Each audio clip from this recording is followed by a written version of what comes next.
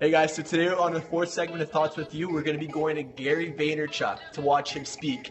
Hopefully he can get some questions, and I'm really, really excited to see this guy. He's been, for the past 4 months, he's been one of those key figures in my life that have shown me, you know, the power of positivity, etc. So I'm really, really excited to go to this event. Gabriel, when you're in Toronto, what do you want to do?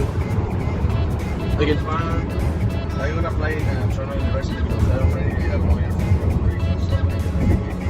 You're a lawyer? Wow. Jeez.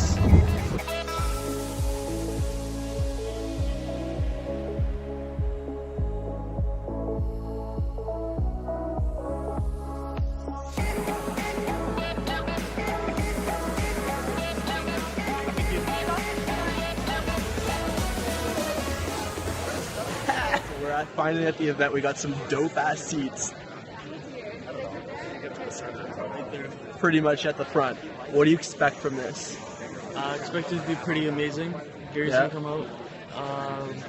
Hopefully, absorb as much knowledge as I can. Yeah. What about you?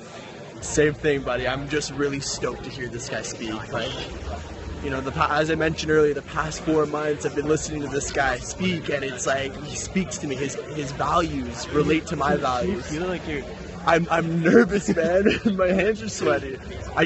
Hopefully we're able to speak to him. That's one thing I'm really excited about. I just want to be able to speak to him. It's like a concert, but this guy's just talking. Yeah, exactly. Then fresh out of college, he grew his $3 million family wine business into a $60 million empire in only 5 years. Now he runs VaynerMedia, one of the world's hottest digital agencies. Ladies and gentlemen, he's here, GaryV!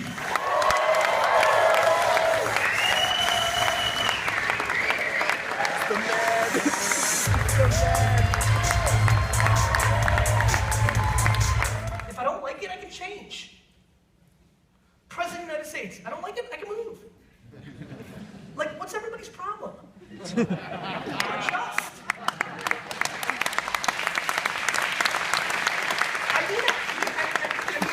I don't have to agree with his politics. I'm just saying that you're in charge, and we are just not historically contextualized. I mean, I'm much happier to deal through, political toughness or economic downturn. Much cooler to deal with than the Black Plague. No, really. I mean, like, somebody dealt with the Black Plague. Like, you have relatives that died from the Black. I mean, I know it's funny, but it's true. And so I mean, I don't know. I just don't know how to complain. I always think somebody has it worse. And if somebody has it worse, you need to shut up. And if you sit around and ponder, well, if I didn't live here, or if my mom wasn't an alcoholic, or if I just learned about this earlier, or if I'd been following this person earlier, or if I wasn't born a woman, or if I wasn't born a minority, if you sit and do that, you are losing. So Gary talks a lot about taking responsibility for our lives. And honestly, I couldn't agree more with him. Because you know what? We need to be 100% responsible. Because otherwise, we stay stagnant. And when you stay stagnant, problems keep reoccurring. And it's typically the same kind of problem that happens until you fix the last problem.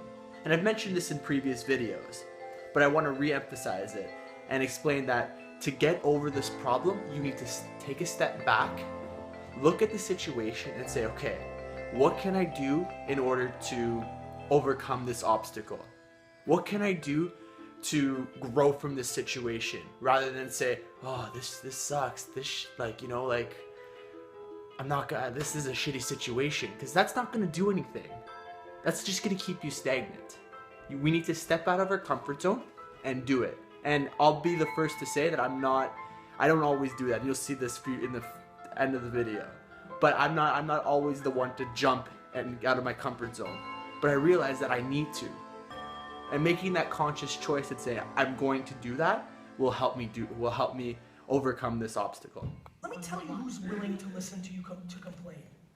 The people that are willing to listen to you complain and dwell consistently only look two parts. They're your most inner family and they love you to the ends of the earth, or their fellow loser friends. Let me ask you guys a question. What would you do if somebody was complaining to you constantly. But they weren't just complaining, they were just talking. They weren't trying to do anything about it. For me, that's how I was. I used to be like that. And I'd blame every situation for how I was feeling, what I was thinking, how I was acting. And I find out quick enough that, that nothing was changing, because then I realized I wasn't doing anything about it. And, there's only so much your friends can really do. It's up to you to change your thoughts, to change your life. And that's a book by Dr. Wayne Dwyer. Fantastic book. We need to take responsibility for how we're feeling. We can't put the onus on other people because they have their own things that they're dealing with. But the first step is to stop complaining, because then that gives the impression to other people that you're trying to improve yourself. I know for me, if I see somebody who's, going through struggles but they're trying to grow from a situation, I'm more willing to help them. And I know that's what happened in my experience. When I stopped complaining about my situation and looked to improve it, looked to grow, that's where I got the most help from people. That's it. So you gotta catch us, eh? People have their That's the fucking.